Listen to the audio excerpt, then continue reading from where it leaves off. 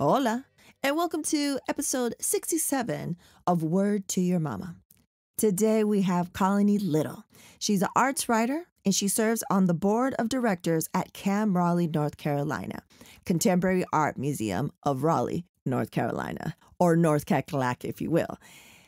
In this episode, we discuss the first time she saw herself in art, how being part of the art community has impacted her personal and professional life, the impact on hip hop, on our collective lives, and also how urban is not quite the word.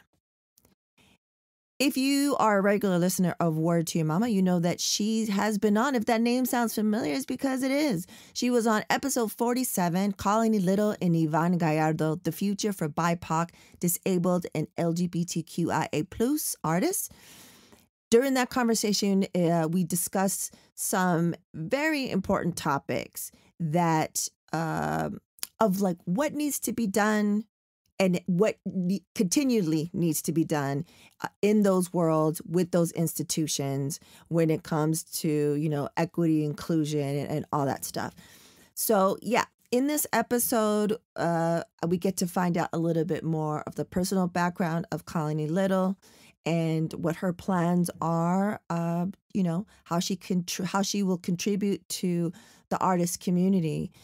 She's a Black art writer that focuses on Black artists, and we need more of that. So let's get it started. And don't forget, after that, check out the Supernatural Bear Corner. And I think, I have a feeling it's going to be a little ditty of sorts. Let's get into it.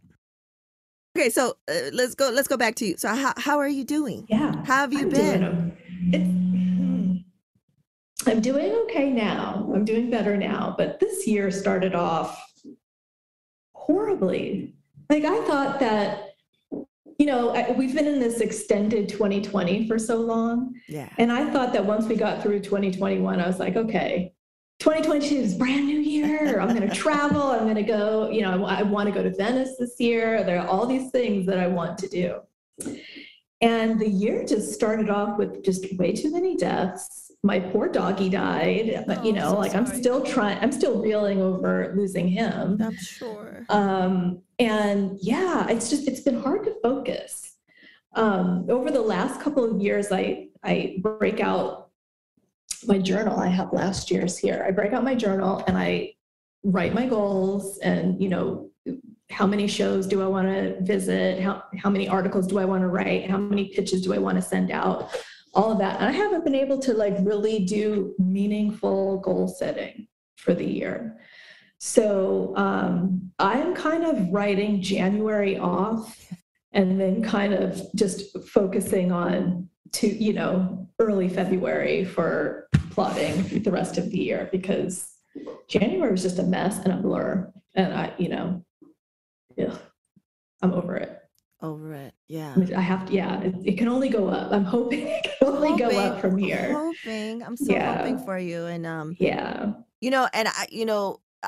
don't have a pet, but a lot of my, close friends and families do. And so I don't need to have one to know that they're a part of your family. Oh yeah, for sure. And the loss is a loss. People are like, it's just no. Yeah. So yeah, thank you. Thank you so much for coming on. I know I was just like, take your time, like no rush. I'm always here. So I really appreciate you, still coming on so soon, so quickly. Yeah. But let's start off with some good news. Let's start off with, I want to hear more about how you joined the board of directors. Tell us about that. Yeah. So in July of last year, I joined the board of CAM Raleigh, which is our Contemporary Art Museum in Raleigh, North Carolina.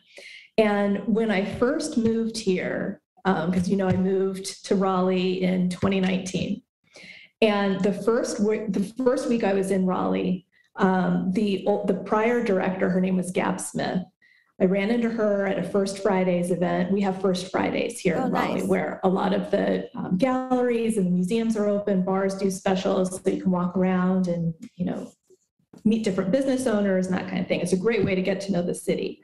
But I walked into CAM Raleigh and introduced myself to the director, and she just opened me with wide arms and was just like, oh, come on in, and we're a family here. And there was a DJ set up, and they were doing a show on lowriders. So I immediately was like, oh my gosh, it feels like home, and it feels like LA. I'm in the right place.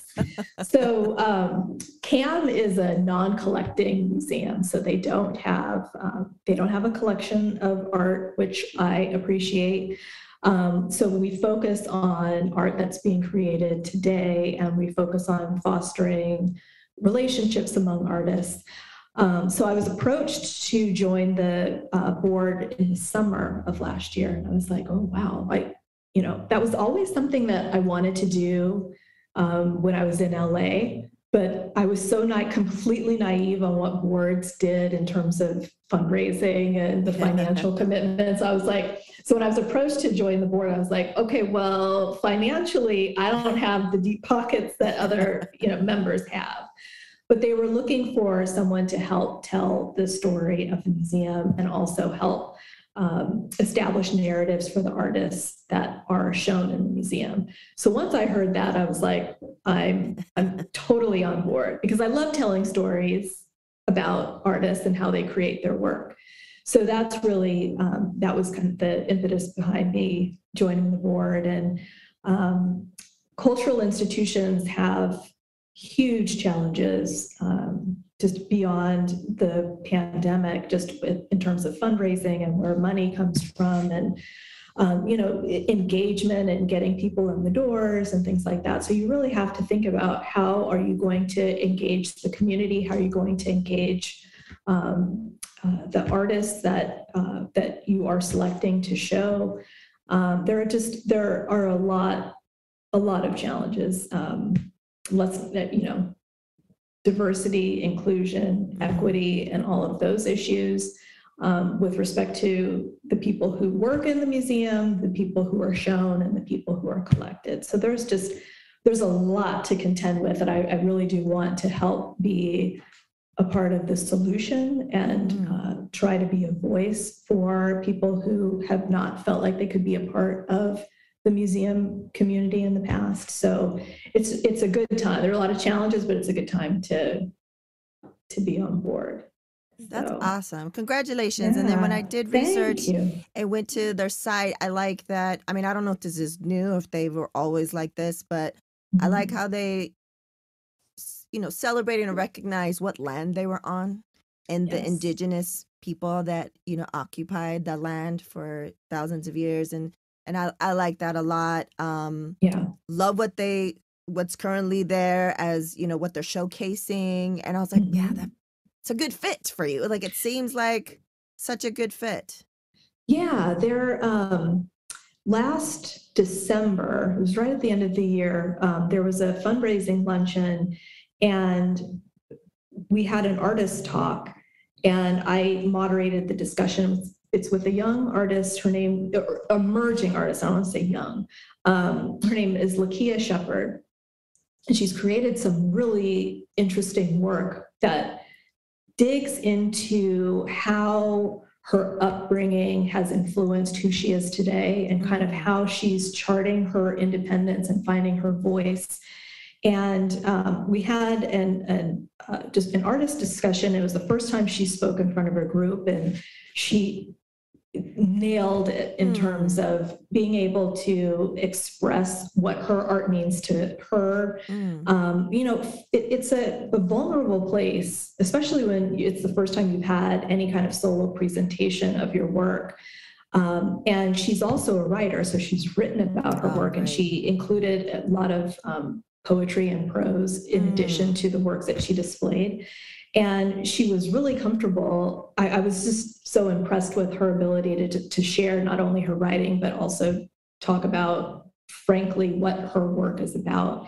And she has a piece called Vulture, which, in a room full of donors, talking about how we exploit art and creativity, and Black art in particular, for monetary gain. She went there in front of the group, and they were receptive to it. So, I'm just, in order to cultivate an environment where artists are able to express themselves, it takes a lot of trust. And I was just so happy that she was comfortable enough with me moderating and with the group and with the museum as a whole to platform her in this way.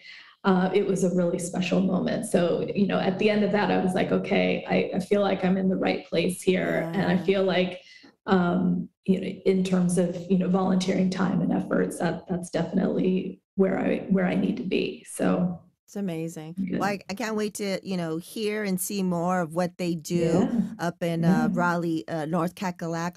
Also, I failed to mention that I'm going to have a link in the show notes, but this is not Colony's first time on the podcast. This is her second time, part deux. She was here back in October of 2020. It was episode 47, or maybe before that. It was Colony Little, Yvonne Gallardo, the future for BIPOC, disabled, and LGBTQ plus artists.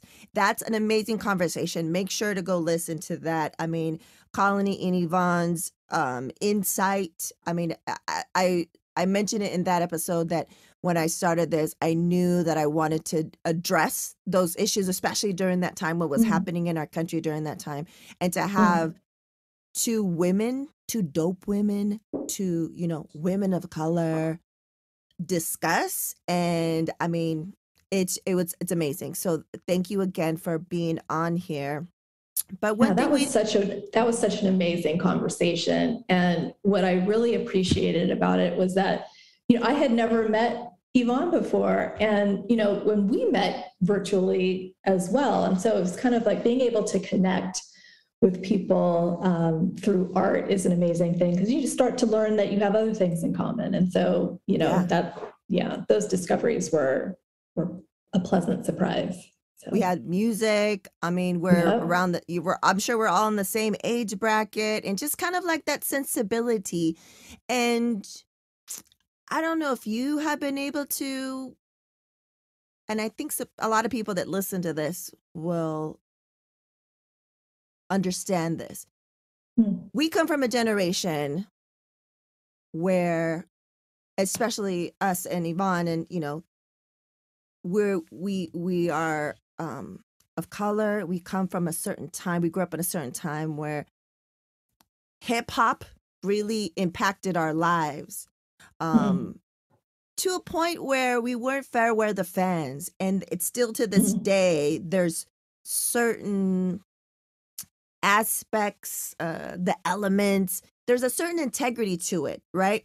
That as we evolve and grow, we want to align ourselves with projects, people, organizations that kind of influenced or also impacted by that, but not. And it's, my husband and I have been trying to figure this out for the past couple of months, because we want to define what kind of, we're launching a new company, a new creative agency, and we want to talk about who we want to align with, or who will be our ideal company of projects. And it's like, urban is the wrong word. That's not it.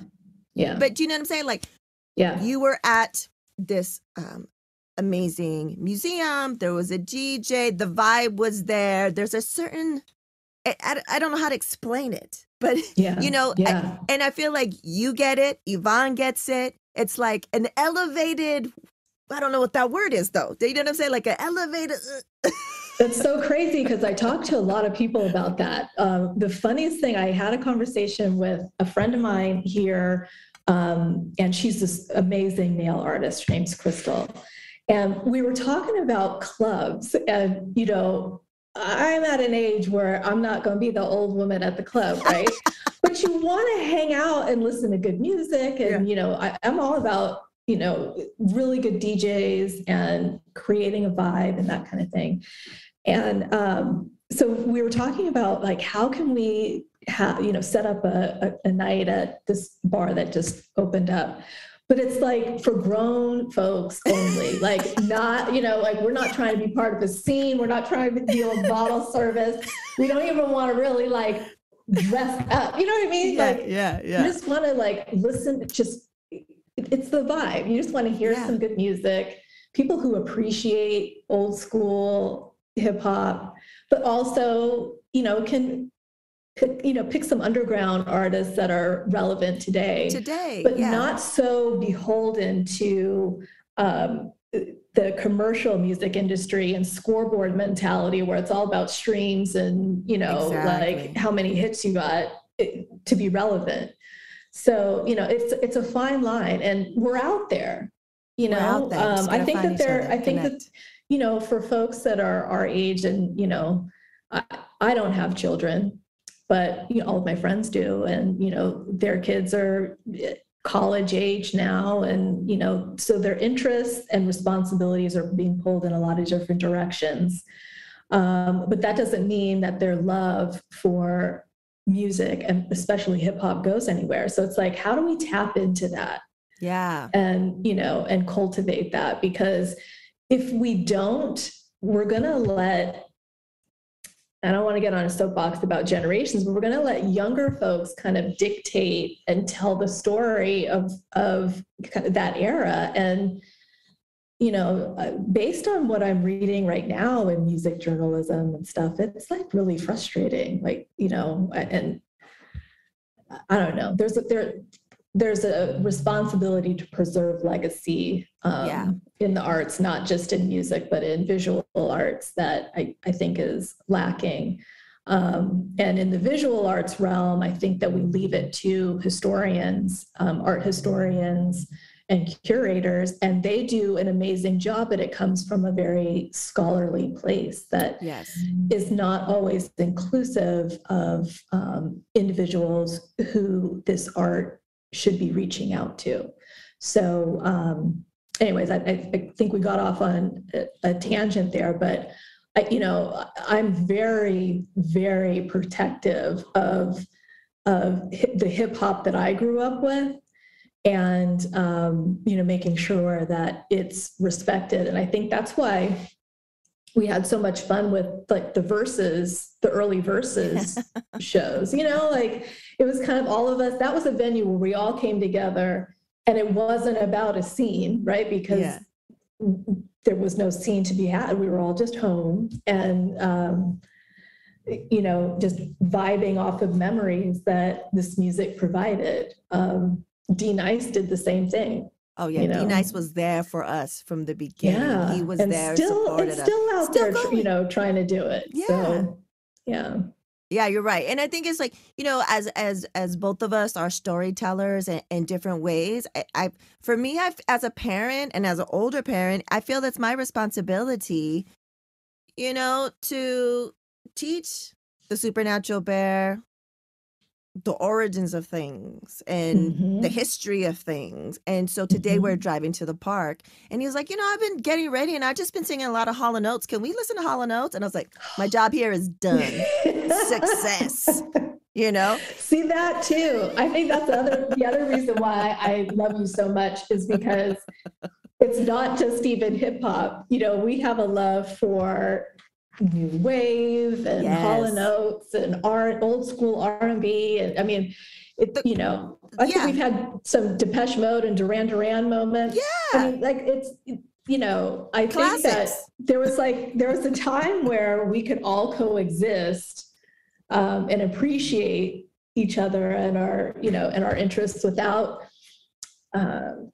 without being overly labeled. I don't know how to describe it. Like we were able to kind of float, at least when I was coming up, I was able to kind of float among a lot of different groups, coming together through music. And I think that some of that is lost today. Yeah. Where there's this overarching need to categorize everything. True. And it's funny that you said float, because the first artist bio that I had someone help me write it, 'cause I can't write for shit. And I was telling her my story, and she's like, oh, okay. So she, in my bio, it was like, she was something, a floater amongst her peers. Because that's what I was. I was a floater. Yeah. That's all Yeah. I couldn't stick just with these kids or these kids. Like, I liked it all. Give it to me all. Yeah. And one thing that I was able to do in the car was play Method of Modern Love, play it for him, and explain to him that Method Man used the beginning part of it for, Wu-Tang Clan Method Man. And then I was able to play that for him. And he was like, Nice. just like lessons, Yeah. kids. Yeah. Okay, so anyways, let's start with what I didn't get a chance to do with you last time. It's just a little quick overview of where were you born, where were you raised? I was born in Walnut Creek, California, and raised in Concord, California, which is East Bay, Northern California, about 45 minutes east of San Francisco. My dad's from Oakland. My grandmother lived in Oakland when she was in her teens. So my family my dad's side has Oakland roots, and then my mom's from Texas. So she moved to Texas in the late 60s and lived in Oakland, and that's where she met my dad. So so I grew up in the Bay Area, and I went to UC Berkeley and lived in Berkeley and Oakland for about 10 years, just under 10 years, and then moved to Los Angeles in 2001. Oh, wow. Okay. So yeah. So that's my background in a nutshell. I worked in corporate America for a number of years prior to starting my writing career. And so I worked in San Francisco. And when I was working in San Francisco, I spent a lot of my time on the weekends in clubs in the city. So I lived in Oakland, and then, went to a lot of parties and clubs in the city. And that's where I kind of cemented my love for hip hop and kind of the DJ scene. So then when I moved to LA, I was still, really involved in kind of the underground scene, but also kind of over it in terms of hanging out in clubs and stuff. I was not married yet, but dating my husband. And so we were definitely, I think we were in our 30s then. So we were definitely at that stage where we were like, okay, the clubbing thing is kind of over for us. But music has always been an important element of our lives. So my husband, he works and has a job, but he produces music in his spare time and digs for vinyl and hunts for vinyl and all that. And I tag along with them. So we spent in LA, we spent a lot of our time at Fat Beats and Amoeba and stuff like that. And we were just talking about Percy P and Fat Beats the other day. I don't even know how that came up, but just, we miss that energy of, DJs in a record store and, hearing a sample and going, where's that from? And then, just chopping it up with folks just randomly. I miss that. Yeah. That whole community. The community, the good vibes. Especially shout out to Soul Children and R.I.P. Al Jackson. Those are, I think their Juju events are things that could happen now for all ages. Very inclusive, very not clubby like that. It's just like everyone's there to sweat and feel the music and know the history or learn the history. And then at the end, they put out instruments and all kinds of things so everyone can take part of it. And it's just the best vibes ever. And I feel like that's the kind of thing, because if a DJ that I love is playing, I'll be the old lady there.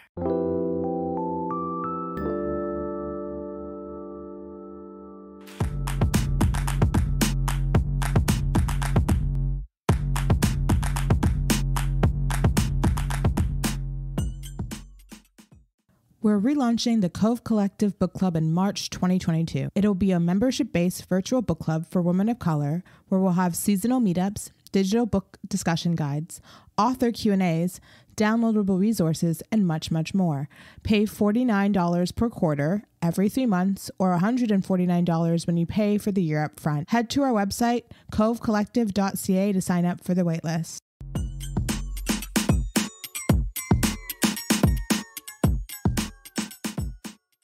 I'll be the old lady, or I'll be that. But, you know, it has to be, if it's something else, it has to be something along that vibe. And one thing I wanted to make sure that I asked you was, how did you know, a through line that's for almost every episode here is the nonlinear career path.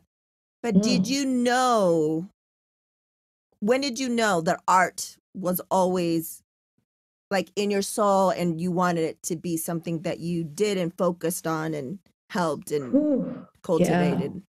Such a good question. I fell in love with art through museums. So I was the kid who loved the field trips to, you know, the aquarium, the Natural History Museum, any art museum. I grew up as an only child, so my parents always took me along, you know, on like cultural things that, you know, I think that for other kids that would have been really boring, and, you know, but I was just really into it. And the first time that I went to a museum by myself and just was immersed in the art was at SF MoMA, and it was probably, oh my gosh, it had to have been in the mid 90s, and it was a Keith Haring exhibit.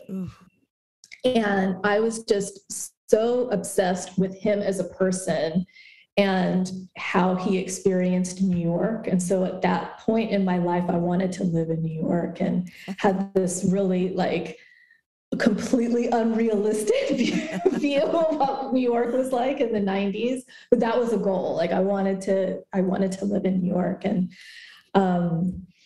And we lost him at such a young age, and his story was just so tragic, and there was just so much potential there that it was an extreme like loss. And so being able to just be immersed in his work in all kinds of forms was really inspiring.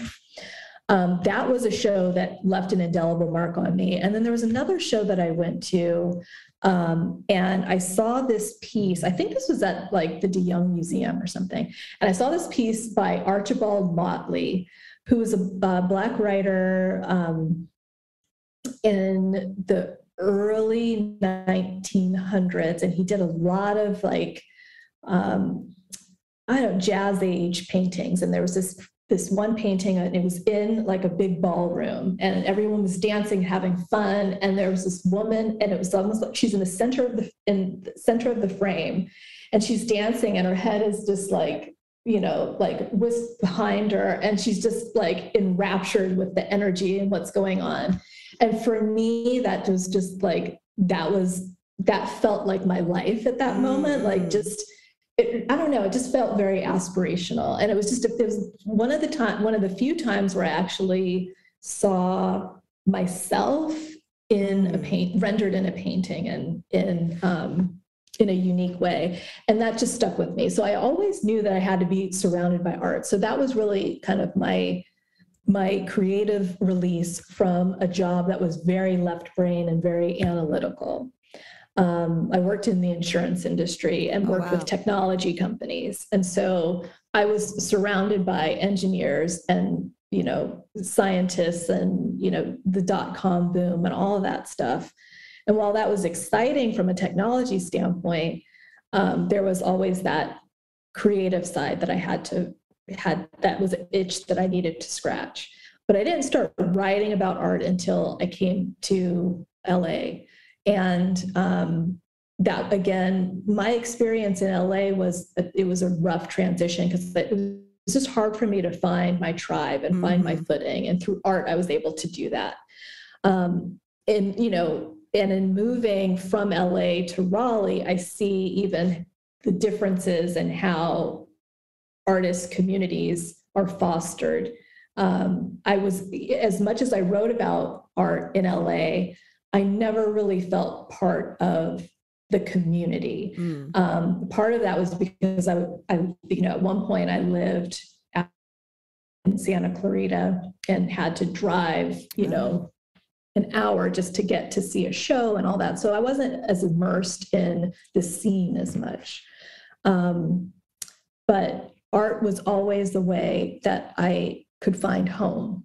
And so no matter where I was, I would find a museum, and, find a gallery and learn about the artists that were creating. And through their stories, you learn about place. That has been something that's been really special for me coming to Raleigh, is that I didn't know, everything that I knew about the South was through my experiences, through my mother's experiences growing up in Texas, in Jim Crow, Texas, and living in segregation, and her leaving that behind to come to California was a matter of life. It was just that saved her life and radically changed how she lived. And it was not anything that she wanted to return back to. So I had this perception of the South that, by me coming here, am I going back in time? And, what are the implications of that? And my experiences here have been very eye-opening in terms of reckoning with history and seeing how the narratives are changing almost on a daily basis. And so being here at a time where we're reckoning with monuments and reckoning with legacies, and now continuing to deal with how we teach those legacies and teach that history, it's a real important time to be here. And artists are grappling with all of those issues through their work, through recognizing the past, acknowledging the past, and finding a way to move forward. And those narratives are so vitally important to help us deal with the crap and the shit that we're dealing with right now. So art in a lot of ways, it helps me get a perspective and understanding on place. It helps me understand history. It helps me chart a path for the future and see a path for the future. It's a catharsis, it just plays so many roles, so many restorative roles for me, that I just can't imagine not being around art in some way in my life. And so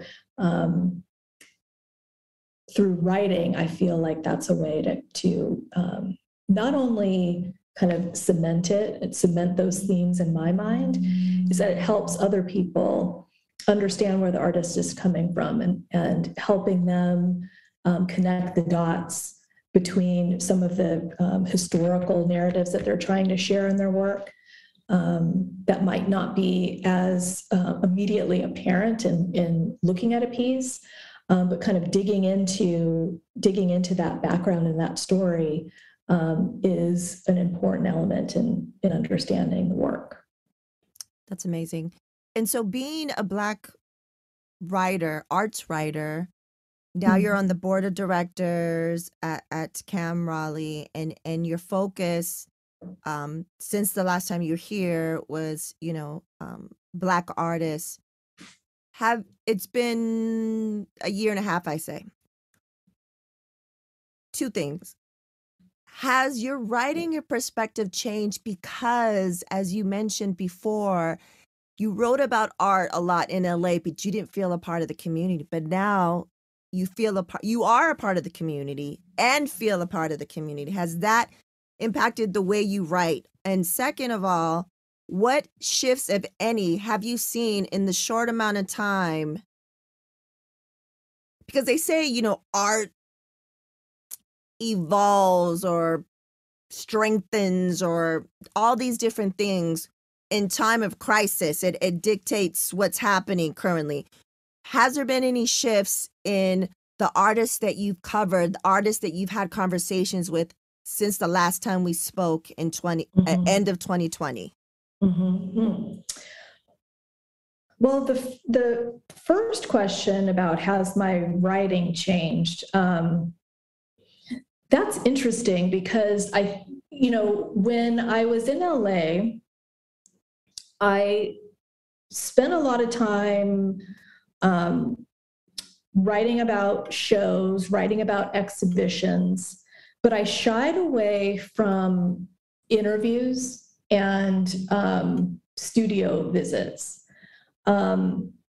I think that some imposter syndrome kind of snuck in there in terms of, being face to face with artists. And I don't have an art history background. So, I didn't want to get called out for, asking a dumb question or, being naive about, the process and not knowing the technical aspects.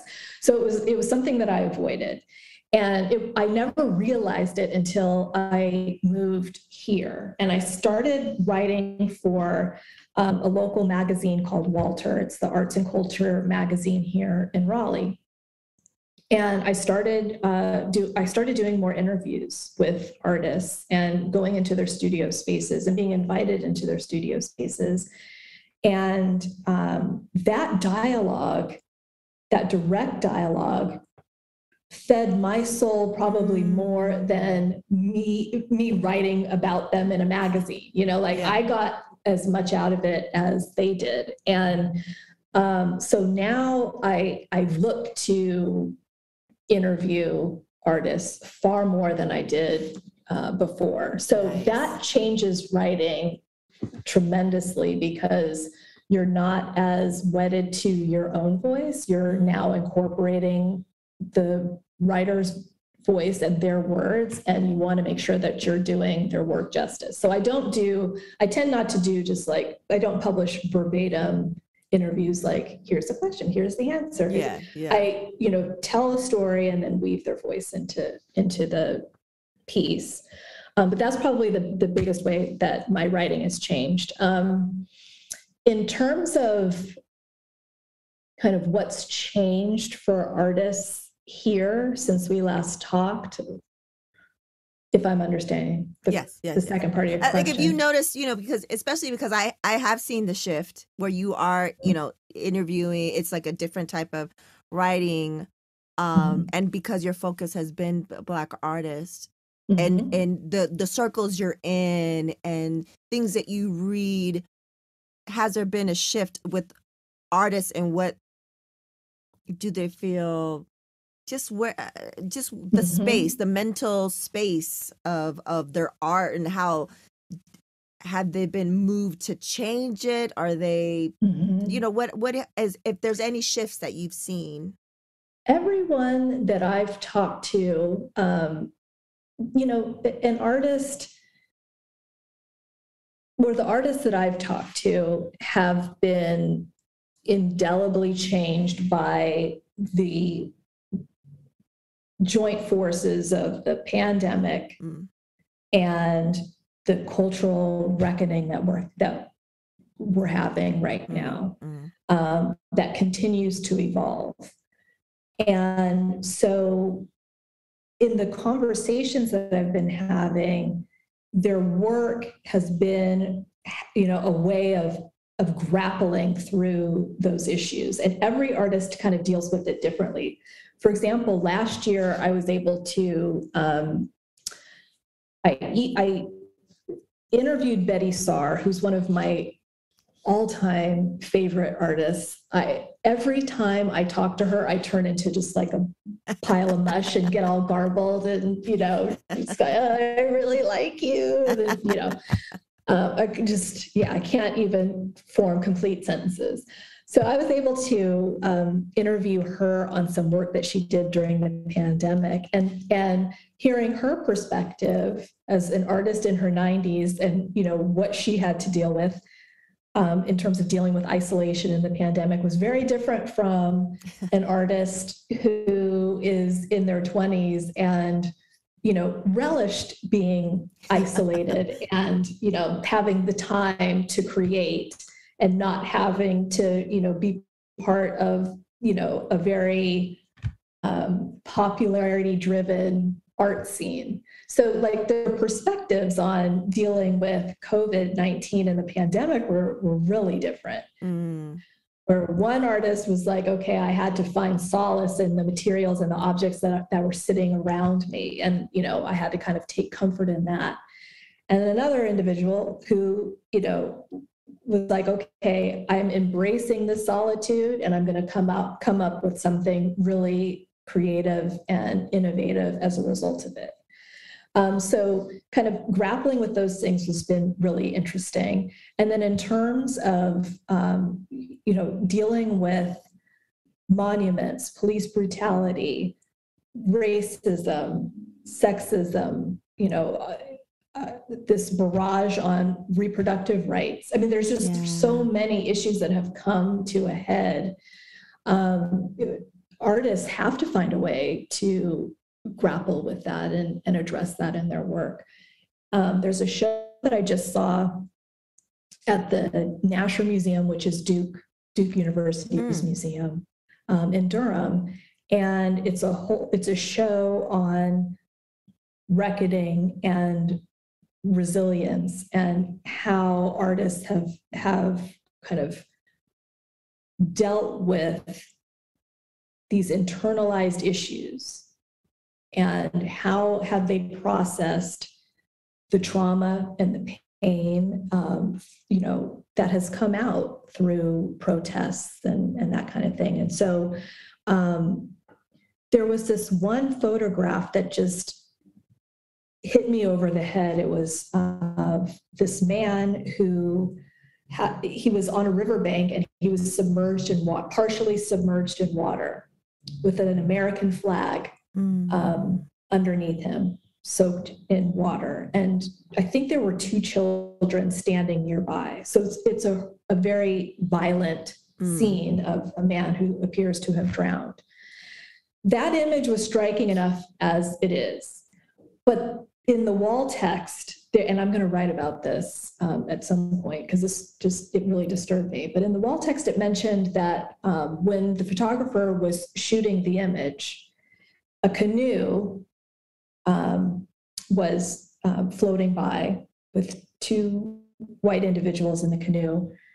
And the photographer heard them say, "Oh my God, the American flag is, in mud and water." The first goddamn thing they see is the American flag. They don't mention the Black man who appears to have been drowned in the water, and they don't attempt to. So I saw that and I physically felt sick. I was just like, This is where we are now. This is where we are. And so seeing that, like we may feel it, right? Some of us may feel it.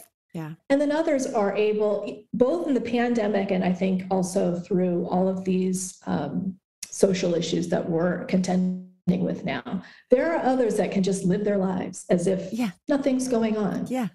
And so I think that was like the perfect manifestation of how divided this country is right now. Yeah. And so seeing that visually was just something really tremendous. So I right now am resonating with artists who are grappling with that through their work. And on the flip side, there are artists who feel like we have to tell other stories besides trauma. Yes.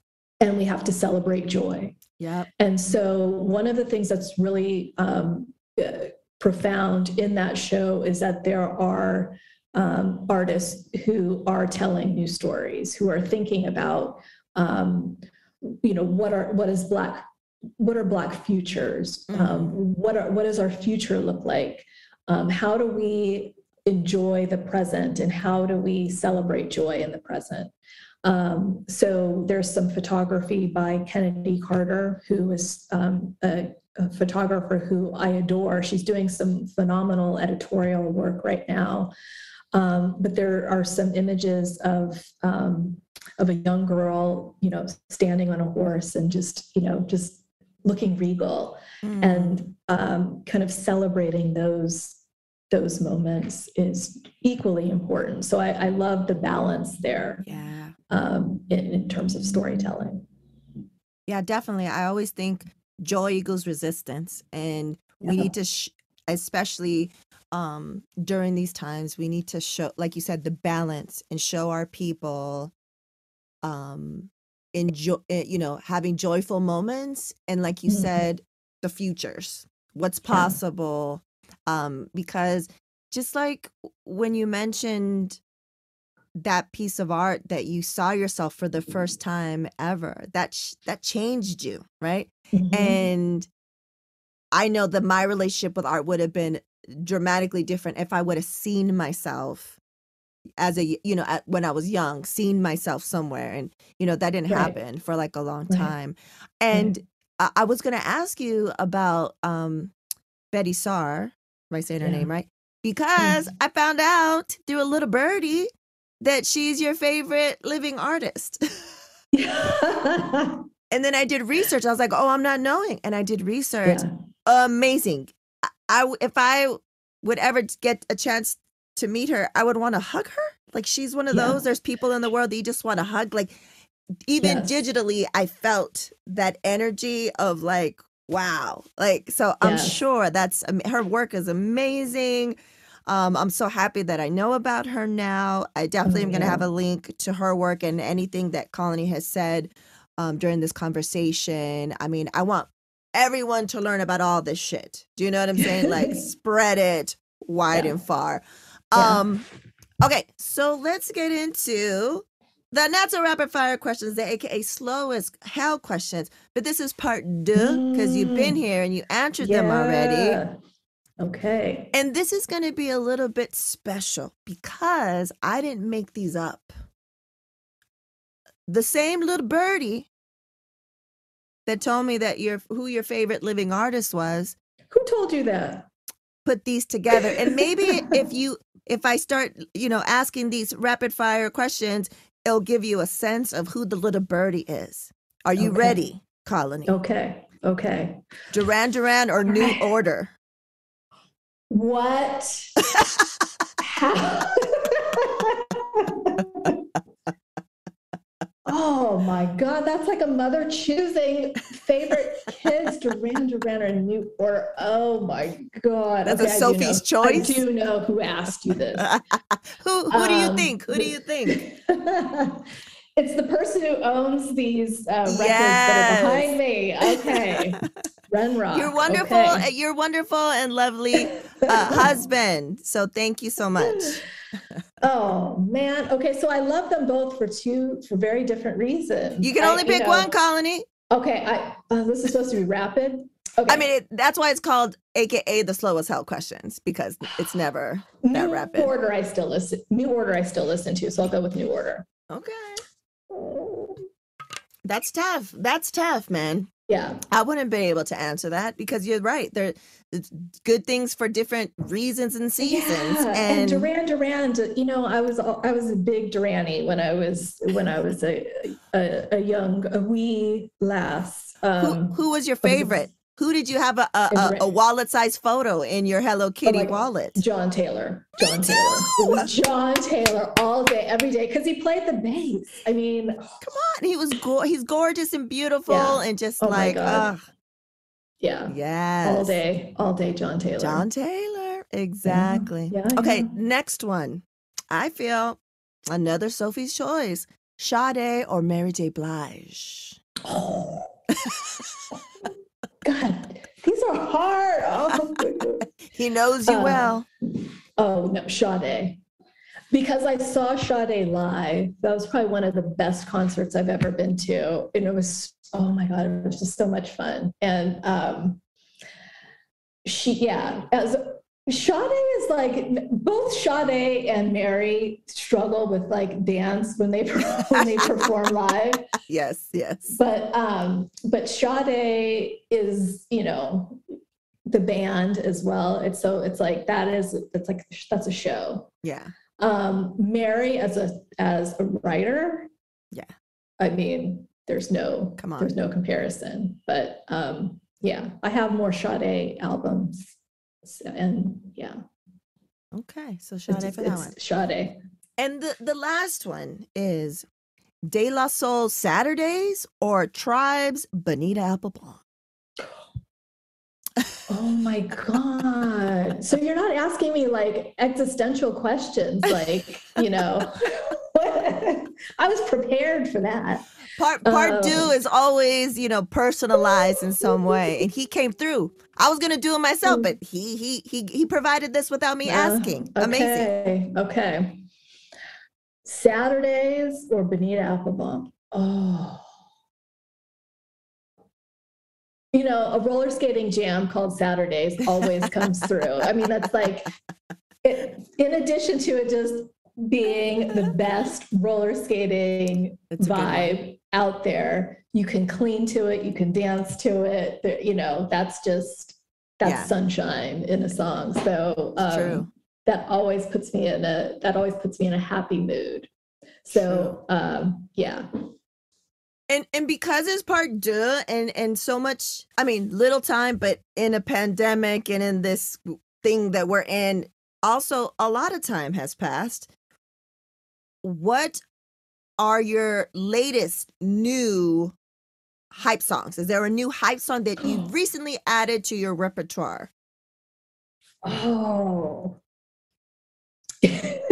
A new hype song? No. I mean, it doesn't have to be a new artist, but something that, this is recent. I've been putting its heavy rotation. Okay, I will say the song that's in heavy rotation is, wait. I'm going to wait. I can play it. Let me see if I can play it for you right now, because it's what pulls up every single time I pull up YouTube, and it's Freeway. Wait, did you hear that? No. Okay, hold on. Freeway? Yeah. Who's that by? Or is that the? Oh, no, Freeway's the artist. Oh, Freeway. Freeway and Benny Siegel, What We Do. Oh, what's the name of the song? What We Do. Do you remember a couple of months ago when there was I think it was like 76ers game, and Freeway was in the audience? And they start playing a song, and there's this woman who knows all the words. Yes, and they stay on her. So What We Do is always, it's always in my head now. Okay, and it's been like that for a year. So that would be like my fight song if I had to like enter a ring. That would be it. I know exactly what you're talking about. I love that video. It comes up on my Twitter feed every once in a while. They always show that woman, and she just like knows, verbatim all the stuff, and she's like she's putting the hood on her. She's giving it all to you. I love it. I love it. I love it. Oh, amazing. So that is, thank you to your amazing, wonderful husband who gave me these. He didn't even tip me off on exactly. So he's got a good poker face. He's a keeper. He's a keeper. And he knows how much I love Betty Starr too. So I think that's a really cute question. That's super cute. He's met her with me a couple of times, and she's just the warmest person. But she's also, she's a pisser. She's very opinionated, and she's, she will push back on you. But she, her talent is unparalleled. And I think that LA has done her a disservice by not showing her work in a broader sense, in terms of a retrospective. I know LACMA did a good show of her right before I left, but she's someone who deserves to be shown more broadly. And I think that that's the case for a lot of Black women artists who are over the age, over a certain age, and just haven't been recognized, haven't been given their just due. And I think that there's this compulsion in the art market to try and give them their flowers now. But it's we're not recognizing that so many artists had to put their careers on pause to raise families, to, build careers, just to live, survive, and could not cultivate their practice to the same extent that their white male peers could. So, we've got a lot of work to do to elevate them and to continue to cultivate artists who are coming up now. So we have to create spaces for them to continue with their craft, to support them, and not treat them as a commodity. And I think that, I don't want to get on another art soapbox, but I think this was something that we talked about with Yvonne. Yes. In last year, was that, when we talk about the art world, we need to segregate the art market from what's happening in museums and in artist-run spaces. Because if you're focused on what's happening in market, what we're seeing now is, a lot of younger artists who are being, put pedestals, and, everyone's clamoring for their work, and we're, and inflating their value and their prices, but they're not always benefiting from, when their work is resold, and investors who are, speculating on who's going to be the next hot artist, they're gobbling them up at, fairly, competitive prices, and then reselling in the market. And so, we have to do a better job of supporting and cultivating artists so that they can have long, thriving careers. And that's one of my goals in participating on this board with CAM and doing that work is, I have to separate myself from the market aspects and really, like, how do we find ways to support the work that they're creating now so that they can continue to support it for decades to come. Love that. Colony, thank you so much for agreeing to do this again, for your insight, for sharing your stories, and just for being so real and always wanting to uplift, tell these stories, create safe spaces. You're a gem. So thank you so much for everything that you do. I see you, I hear you, I appreciate you. If you're in North Cackalack and Raleigh, make sure to check out the Contemporary Art Museum. Make sure I'll put all in the show notes where you can follow the amazing Colony Little. And, hopefully she'll always post her latest writings that you can check out and read. And thank you so much, Colony. I appreciate you. Thank you, Ritzy. I appreciate you.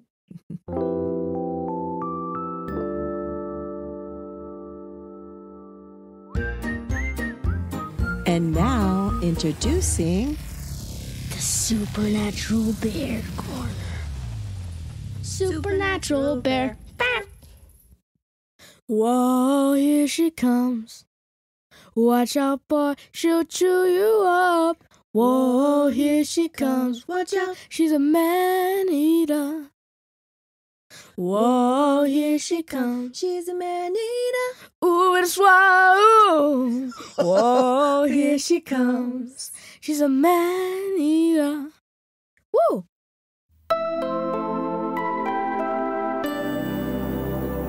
Shooby-doo.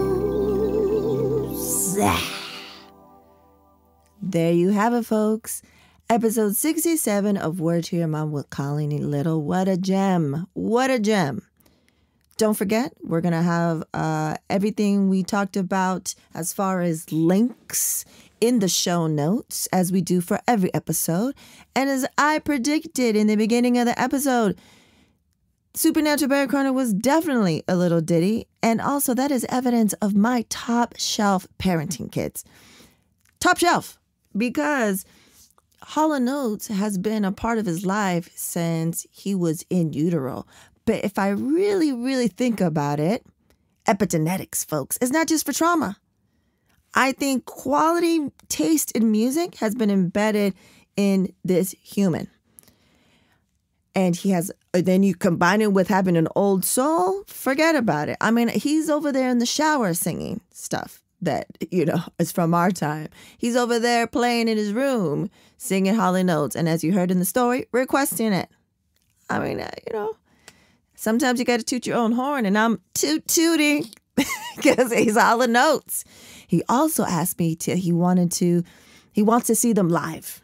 Because I found that they're on TikTok. Hall and Oates are on TikTok. TikTok. And they've been posting some amazing footage of back in the 70s. And I showed it to him the other day. And he was like, yeah, I want to see them live. I was like, and you shall. And you shall.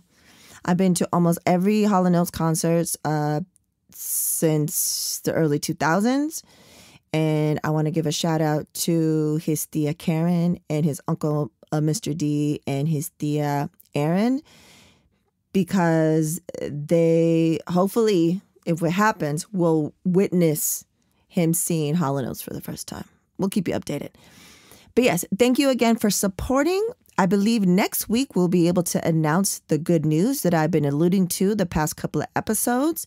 If you donate, if you are so inclined to donate, as you heard last episode, we will give you a shout out and you're going to get some snail mail, folks. That is correct. I do it old school, and you get a thank you card, handwritten, not typed, mailed out with a stamp and everything. So let that be a little motivation for you. Also, you can help us for free, because if it's free, it's me, just by telling your folks, telling your peeps, and telling your friends.